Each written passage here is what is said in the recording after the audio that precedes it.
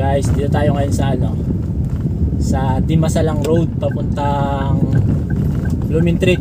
Dito kasi dito sa may kanto ng papuntang Blumentritt, yung papuntang Chinese General Hospital, galing ka rito sa Dimasalang, may mga namamarating dito. Pero hindi pa naman ako nahuli. Try natin ngayon kung ano yung approach nila sa atin. So kasi dito guys, dalawa lang dito yung kalsada. Ayan, dalawa lang. May nakita ko dito kasabay ko na dumaan, pinara siya nung nasa right side siya, tapos dumiretso siya. Eh, dalawang linya lang naman to, ibig sabihin, kanan tayo. Ibig sabihin guys, kahit nandito ka sa kanan, pwede kang dumiretso dun sa stoplight na yan, no? Ayan guys, yung stoplight ng ng papunta ka na yan ng Chinese General Hospital, or pwede ka rin pumunta ng Bonifacio. So eto guys, dalawa lang yung kalsada rito. May mga namamara dito. Titignan natin. Ayan, makikita nyo sa stoplight nakalagay yung arrow, padiretso. Padiretso yung dalawa yung padiretso. Tapos yung nasa pinakadulong kanan, yun yung pakanan. So pag hinuli ka nila dito, mali yun, kasi 2 lane lang to. Ibig sabihin yung nasa kanan na kalsada, pwede rin tong dumiretso. Ito. Kaya kapag paparahin ka dito, mali yun. Kaso wala nang uhuli. Ito, may nang uhuli, MTPB oh. Ito guys may... Bakit? O yan, pinara tayo Bakit Sige, naka-record tayo. Pinara tayo guys. Ayan, nakabangan natin. Bakit po? Bakit sir?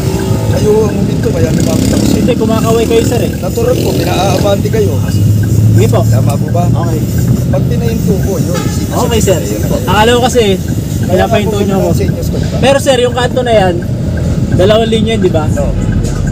Yung kanan, pwedeng dumiretso, pwede rin kumanan. Oo. Bakit mo bakit pinara? Hindi, nung nakaraan kasi dumaan ako dyan, pinara din ako rito. Sabi niya, pag nasa kanan ka, kakanan ka lang. Ginagawa lang naman ho namin yung pag may libing dito para hindi ho nakakantala rito. Kasi Okay. minsan kasi pag mga naglilibing, alam naman natin, norte to. Kapag dito kasi minsan naglilibing, ang dami nila, kaya ginagawa namin, talagang pinipilit namin kumanan.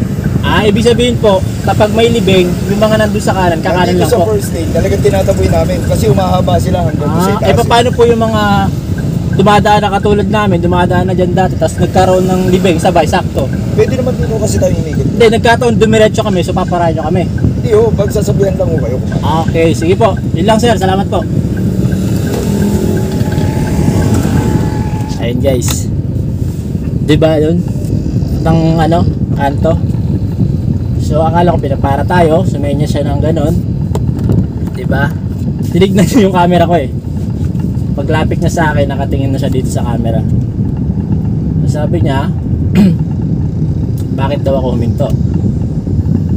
Pagka minor ko, diba, sumunod na agad siya sa akin.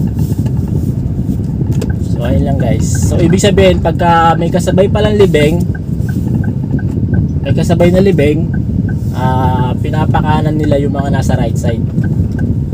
So bawal daw dun dumiretso. I mean, hindi bawal. Ibig sabihin, kumanan na lang yung mga nasa right side.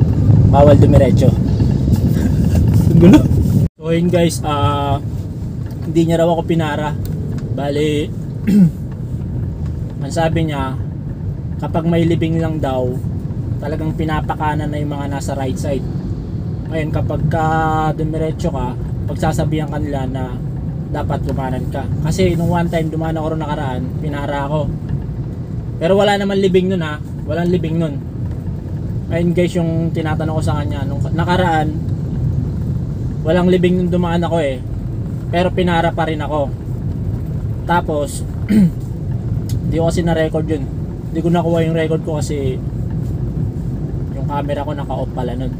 Tapos yun nga, sabi niya, kapag nasa right side ka, dapat kumanan ka lang. Sabi niya, kumanan ka lang, bawal ka dumiretso dito. Pero hindi naman ako tinikitan. Tapos yun nga, 2 lane, wala naman nakalagay dun sa kalsada na arrow na nakalagay na pakanan ka lang. Pero may mga ganong kalsada guys, katulad dun sa may papuntang Ligarda, galing kang rekto. Yung papuntang Ligarda nasa right side lang, pero pag nasa kaliwa ka pumuesto tapos dumiretso ka, huli ka dun. Yun talaga, palabigasan din yung lugar na yun. One time dadaanan ko rin yun para malaman nyo rin guys. So ayun lang, mga kalsada sa Maynila na mga mahihigpit yung mga enforcer, dadaanan ko yan, i-share ko sa inyo para maiwasan nyo na, alam nyo na yung mga patakaran nila dun sa kalsada. So yun lang guys, maraming salamat sa panonood.